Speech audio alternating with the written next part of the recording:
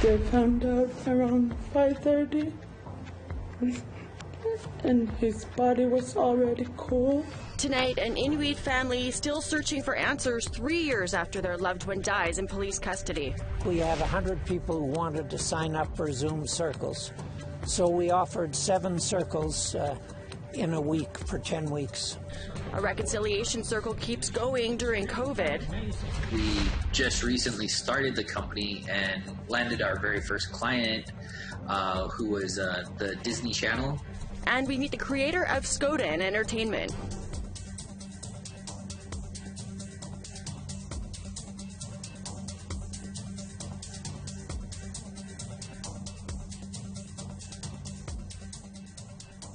Good evening. Welcome to APTN National News. I'm Melissa Ridgen. Nunavut recorded their first positive test for COVID-19 10 days ago. Today, there are 26 active cases of COVID-19 in the territory. The cases are located in 3 central Nunavut communities. Rankin Inlet has 4 cases, Sanikiluaq has 2, and the remaining 20 are all located in the community of Arviat.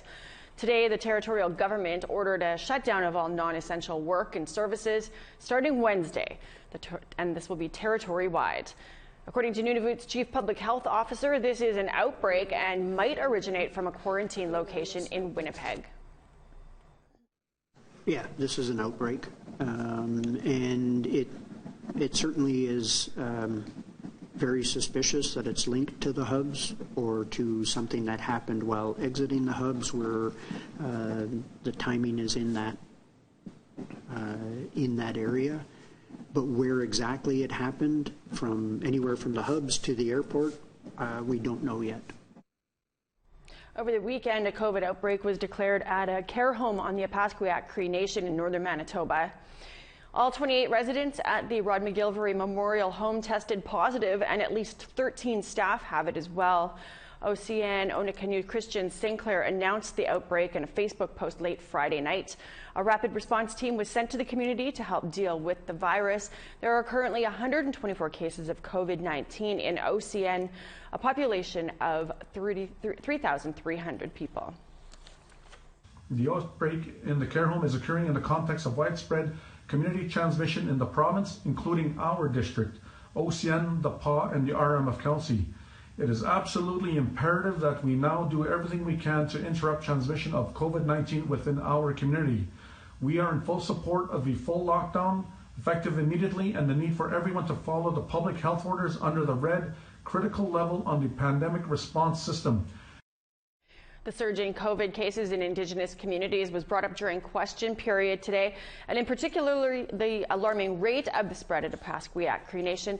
The questioner was Northern MP Nikki Ashton. Mr. Speaker, First Nations, Métis and Inuit communities have worked tirelessly to stay safe, but this second wave has hit hard, as we have warned. OCN, the PA, 147 cases. Arviat, up to 26 cases.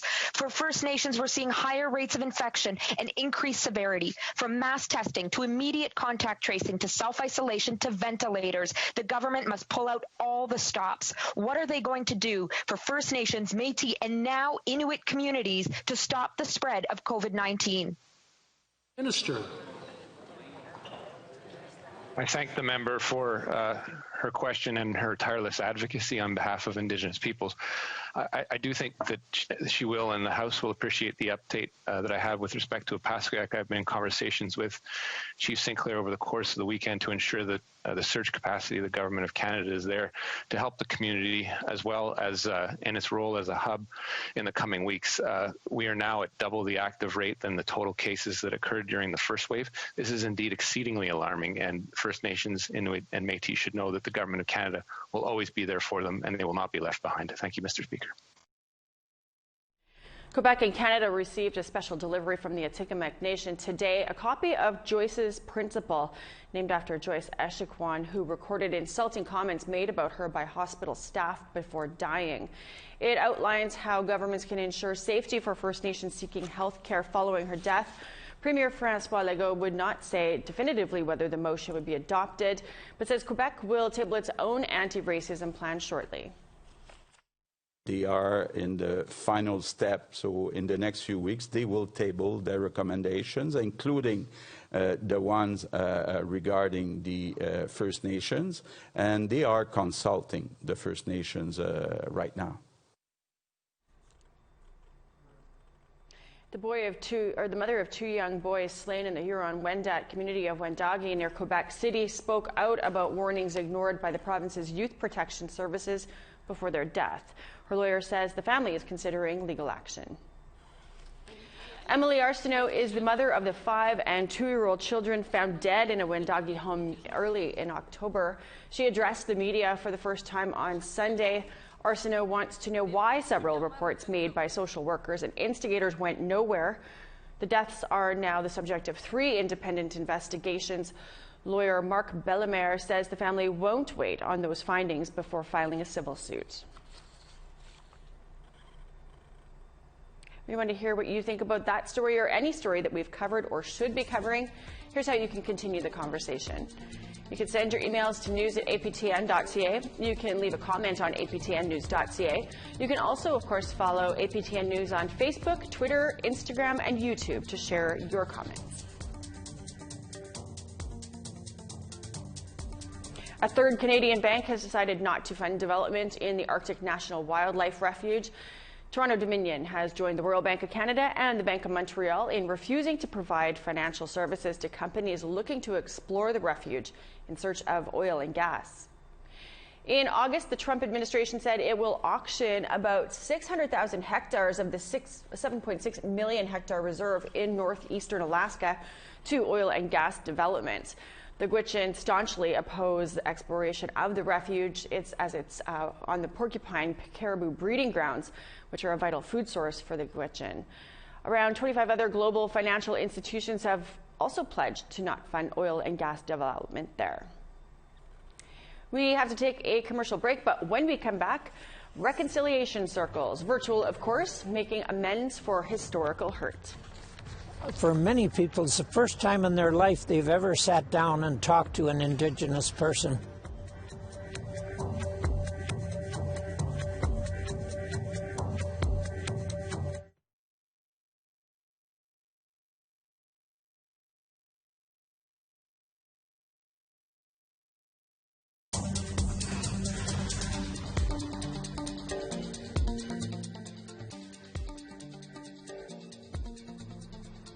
Welcome back. The Canadian Heritage Parliamentary Committee met today to discuss Bill C-5. It would establish a national holiday to recognize the truth and reconciliation. Former NDP MP Romeo Saganash appeared before the committee, who agreed that Bill C-5 is important legislation, but said Ottawa is moving too slowly on tabling a successor to his UNDRIP legislation.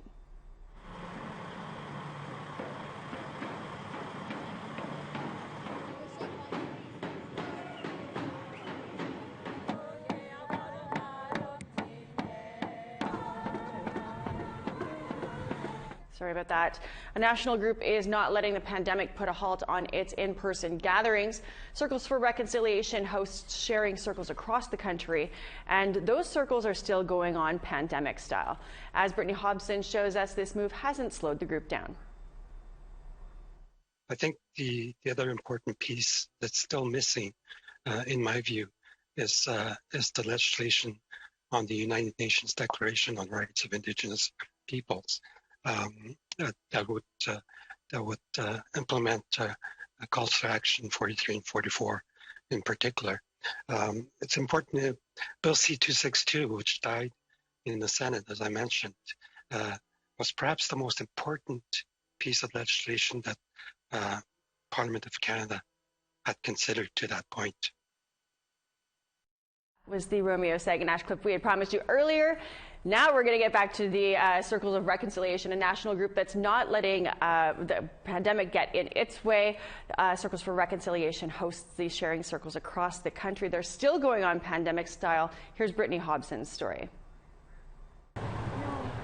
When the pandemic hit, Raymond Curry and his team at Circles for Reconciliation had to get creative.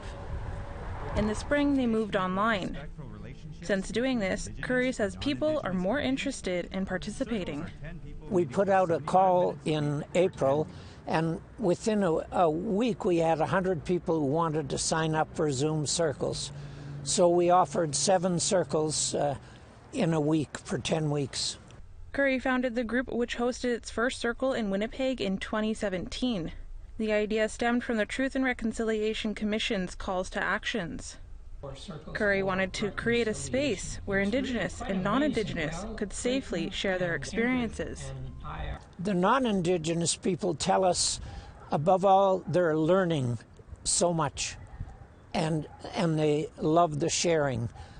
For many people, it's the first time in their life they've ever sat down and talked to an Indigenous person about things that really matter in their lives. Grace Shedler is the group's Indigenous ambassador. She started as a participant before moving into this role. She says the circles gives Indigenous people space that's not always there. They can share their stories. They can share how they've lived, how they view the justice system, the 60 scoop and all that, and people can understand why we are. It's going to take a long time for us to heal. Shedler says it's not about placing blame, but moving forward together. I don't blame anyone for what happened in the past, but I do blame if you don't make an effort into making the changes. For some, like Tammy Cadu, participating has been a life-changing experience. The Métis woman took part in an online circle in the summer and is now a facilitator. My first circle was extremely eye-opening and very healing, and I decided then that this would be something that I would want to give other people the opportunity to experience for themselves. To learn more, visit their website, circlesforreconciliation.ca. Brittany Hobson, APTN National News, Winnipeg. 3 years after a 22-year-old's death in police custody, his Inuit family is still angry that nobody has been held responsible. And they aren't without reason. An APTN investigation shows the way his case was handled raises several red flags. Tom Fenario now with part 1 of this investigation called Sivuac's Death. It doesn't take any prompting to get Louisa Surasila to play a video of her son, Sivuac, dancing. Sivuac won awards for the half-tap dance, half-jig hybrid style that is popular in the Nunavik region. Here he is dancing in his hometown of Pervernatuk.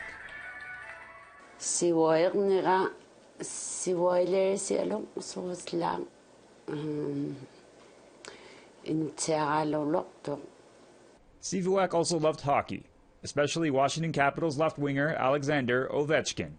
On April 28, 2017, at 6:28 a.m., the 24-year-old posted this on Facebook. Good morning. I hope I'll see Ovechkin someday in heaven. About 11 hours after its posting, Sivuac would be found dead in a jail cell in Pervernatuk. They found out around 5:30, and his body was already cool. This press release by Quebec's Director of Prosecution details the broad strokes of what happened. The Kativik Regional Police Force received a call at 9:20 a.m. from a man requesting help getting drunk people out of his home. 2 Kativik police officers arrived at the scene minutes later and took 2 inebriated men out of the house. Police dropped the first individual at home, during which time Sivuac appears to fall asleep in the car.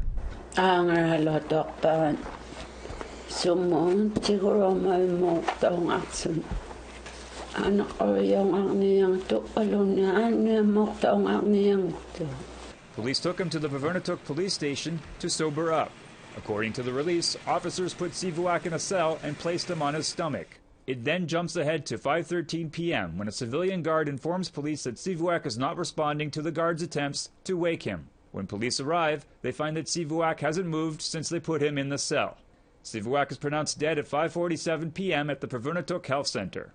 The cause of death is later found to be alcohol poisoning. But the pathologist could not exclude Sivuac's body position in the cell as a possible cause of death. Officials conclude that there was no grounds to press charges of criminal negligence against Kativik police. When they arrested him, there was no guard. No one was there. Sivuac's sister Freddie says that investigators told the family that there was no one to replace the overnight guard when Sivuac was brought in. When there is no guard, a police officer is supposed to take over duties.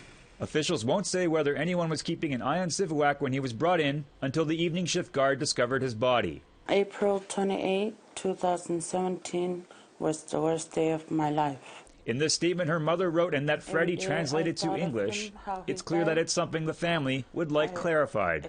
They took too long to find out that he was dead. I thought they have cameras. They neglect him. Quebec's Independent Investigation Bureau, known by its French acronym BEI, is responsible for investigating incidents where a person dies or is seriously injured by police in Quebec. They are responsible for investigating Sivouac's death. When the Sirosila family contacted the BEI for their full report, they were referred to the Quebec coroner. This was back in March of 2019. The Quebec coroner's website is in French, and the Sirosilac family speaks Inuktitut with English as their second language. Nonetheless, in May of 2019, Sivouac's mother Louisa managed to file a request for the autopsy, toxicology, and investigation reports. It took the coroner over a year to deny Louisa's requests. Meanwhile, APTN News made repeated requests for the coroner's report, which, unlike the other reports, is open to the public by law. In June of 2020, 15 months after prosecutors decided not to press charges, and more than 3 years after Sivouac's death, the head coroner admits that Sivouac's case fell between the cracks.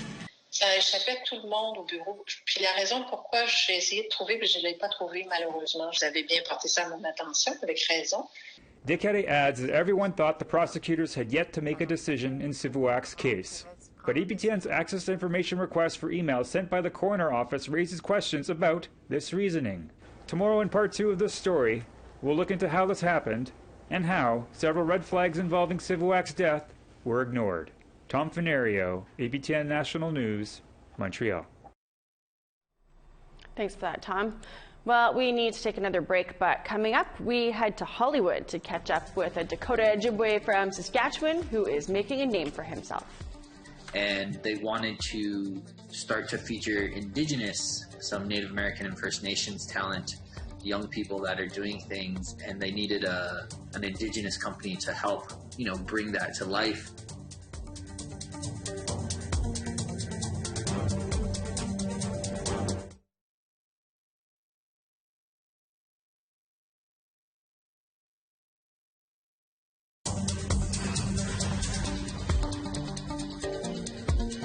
Welcome back. It's now time for our photo of the day. A beautiful sunrise over the backs of some Alberta ponies at the Louis Bull First Nation in Musqueam, Alberta. This comes to us from Balazas Brzecki. You can send your beauty shots of pictures of winter, decorations, even your favorite holiday dishes. We'd like everything that you can think of to send us photos about from your house. You can email them to share@aptn.ca for a chance to be our next photo of the day. Well, now let's take a look at tomorrow's weather forecast. On the East Coast, 5 in sunshine for Fredericton, 5 in some cloud for St. John's. La Grande River, -6 in snow. Kuujjuaq, mix of sun and cloud, -12 degrees. Saguenay, 5 in snow, -2 and mostly sunny in Saint Jovite. Ottawa, snow and 4 degrees. Sault Ste. Marie, -2 and some flurries there. -7 in sunshine for Sioux Lookout, -9 in snow for Kapuskasing.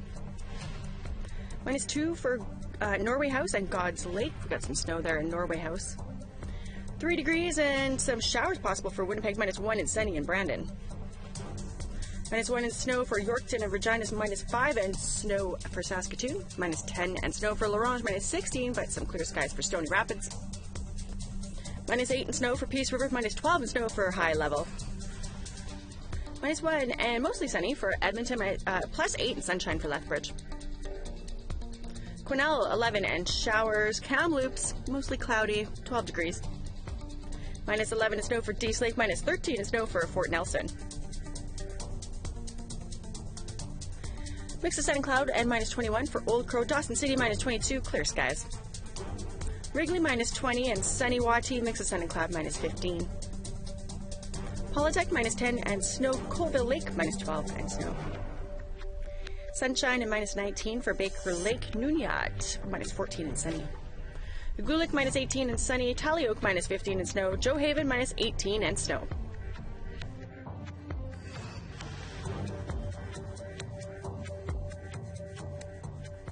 A A Saskatchewan man who moved to Los Angeles for a career in the entertainment industry is making his dreams a reality and changing the way Hollywood portrays Indigenous people. Priscilla Wolf has that story. Through our screen prints, we're able to send a message throughout our community. My name is Jacob Pratt. I'm Dakota Ojibwe from Cody First Nation. Grew up on Gordon's Reserve, born and raised for the most part in Saskatchewan. Jacob Pratt might have grown up in Saskatchewan, but he's now living in Los Angeles. He moved there in 2015. Pratt isn't just working in Hollywood, he can also be found on APTN. Currently have 3 shows on APTN, Wild Archaeology, Louis Says, and a self-produced show called Lands Wandered. Currently living in Los Angeles. I moved down here and started my master's degree at University of Southern California in Master's of Science in Social Entrepreneurship with a focus on the entertainment industry. Pratt is the CEO of Skoden Entertainment, a production company he launched in September. And he's already accomplished his goal to produce for a big network. We just recently started the company and landed our very first client, who was the Disney Channel, who hired us to come on board and start producing some content for them for a series called Use Your Voice. The Disney series will give Indigenous youth the chance to see themselves on the popular network. The Use Your Voice campaign is a series that runs on the Disney Channel and on all their social media, where they're featuring young people who are making a difference within their communities in some kind of way. And they wanted to start to feature Indigenous, some Native American and First Nations talent, young people that are doing things, and they needed an Indigenous company to help, bring that to life. Hollywood stereotypes need to be broken, and Pratt intends to do that. He practices his culture, and he thinks it's important that people like him teach Hollywood the proper way to portray First Nations people on screen. The stereotypes and, the pan-Indianism that has, plagued us for so many years, I understand all those because I'm very rooted in my culture. I'm a dancer, I'm a singer, I'm not a person who's, quote unquote an apple. I'm somebody who's grown up within my culture, and anybody who knows me would know that. And my goal is just to preserve and protect our culture, but also make sure that we're being represented without our cultures being bastardized or being misappropriated. Priscilla Wolf, APTN National News, Saskatoon. Well, today the Huron-Wendat Nation in Quebec is mourning. Former Grand Chief Max Gros-Louis passed away early Saturday morning following a lengthy illness. He was 89 years old. Gros-Louis was Grand Chief of the Huron-Wendat 3 different times for a total of 33 years. He received many distinctions over the years, such as France's Legion of Merit, the National Order of Quebec, and, as seen here, the Order of Canada. He was also a founding member of the National Indian Brotherhood, the precursor to the Assembly of First Nations. Our prayers certainly are with those who are mourning that loss. Well, we are out of time for your news, but if you want more, there's always lots on our website, aptnnews.ca. I'm Melissa Ridgen. Have a great night. We'll see you back here tomorrow.